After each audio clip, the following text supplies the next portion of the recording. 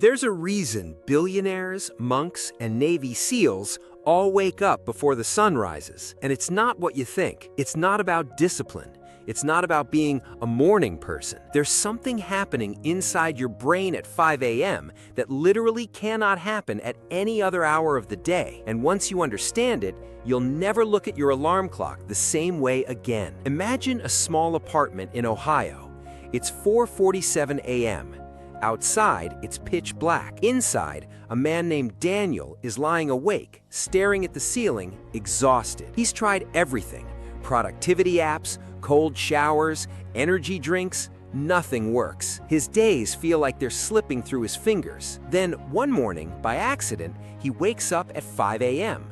Not because of an alarm, because his neighbor's dog wouldn't stop barking. Annoyed, he gets up, makes a coffee, sits by the window, and something strange happens. For the first time in years, his mind feels quiet. No notifications, no traffic noise, no one asking him for anything. Just him, his thoughts, and a silence so complete it almost feels loud. He didn't know it yet, but Daniel had just stumbled into a mental state that scientists have been studying for decades, a state most people never experience because they're asleep when it happens. Here's the secret nobody tells you about 5 a.m. It's not the time itself that's powerful, it's what's missing. Between 5 and 6 a.m., your brain is in something researchers call low sensory competition. Translation: there's almost nothing fighting for your attention. No emails, no group chats blowing up, no one needing a decision from you. Your brain, for once, isn't reacting. It's just available. And this is where it gets interesting. Think about the last time you had a genuinely brilliant idea, a solution to a problem that had been bothering you for days. Chances are, it didn't happen while you were scrolling your phone. It happened in the shower, on a walk, right before falling asleep. Why?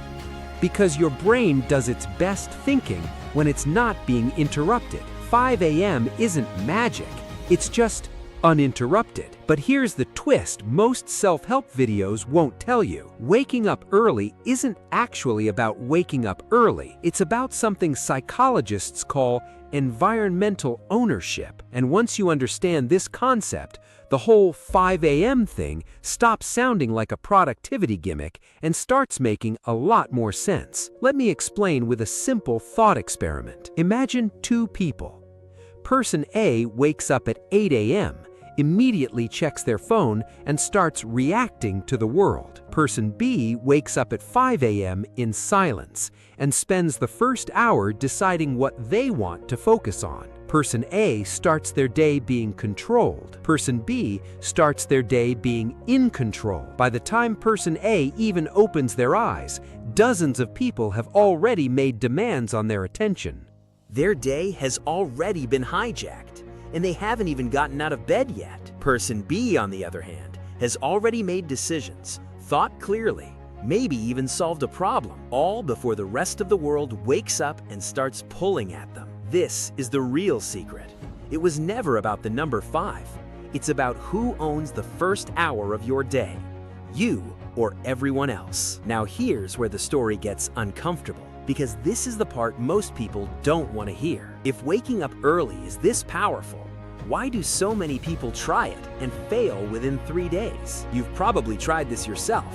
Alarm set for 5 a.m., full of motivation the night before, and then the actual morning arrives, and your body feels like it's been hit by a truck. You hit snooze, you feel like a failure, you give up. This happens to almost everyone, and it's not because you're lazy.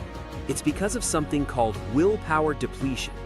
Your brain treats willpower like a battery, and if you spent yesterday forcing yourself through 100 tiny decisions, what to eat, what to reply, what to ignore, there's almost nothing left by the time your alarm goes off. Which means the real secret to 5 a.m. isn't waking up early, it's what you do the night before. Let's go back to Daniel for a second. After that accidental 5 a.m. morning, Daniel didn't become a superhuman overnight. In fact, the next day, he overslept again. And the day after that, too. But something had changed in his mind. He'd tasted that silence, that clarity, and he couldn't stop thinking about it. So he tried something different. Instead of forcing himself to wake up early, he focused on one small thing: sleeping at the same time every night. No willpower, no motivation speeches, just consistency. Within 2 weeks, his body started waking up naturally, sometimes even before his alarm. Why? Because he wasn't fighting his biology anymore.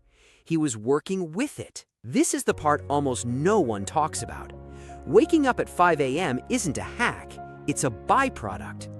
A byproduct of sleeping earlier, of protecting your evenings, of respecting your own rhythm instead of punishing yourself into it. But there's one more layer to this, and it might be the most important one. Have you ever noticed how the most successful people you know of almost never talk about motivation? They talk about routines, systems, small, boring, repeated actions. That's because motivation is a feeling, and feelings are unreliable. They show up when they want to and disappear right when you need them most. But a routine doesn't ask how you feel. It just happens. Like brushing your teeth. You don't wait to feel motivated to brush your teeth. You just do it because it's part of who you are. That's what 5 a.m. eventually becomes for the people who stick with it. Not a struggle, not a discipline flex for social media, just who they are. And here's the strange part nobody expects. Once that early hour becomes normal, something shifts on the inside. You stop feeling like a victim of your day because you already won the morning before anyone else even opened their eyes.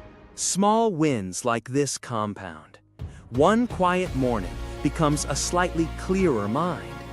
A clearer mind makes slightly better decisions. Better decisions build into a slightly better week. And weeks like that, repeated for months, quietly turn into a completely different life. No dramatic before and after, no overnight transformation, just 1,000 quiet mornings stacking on top of each other, until one day you look back and don't recognize the person you used to be. So maybe the real secret of 5 a.m. was never about waking up early at all.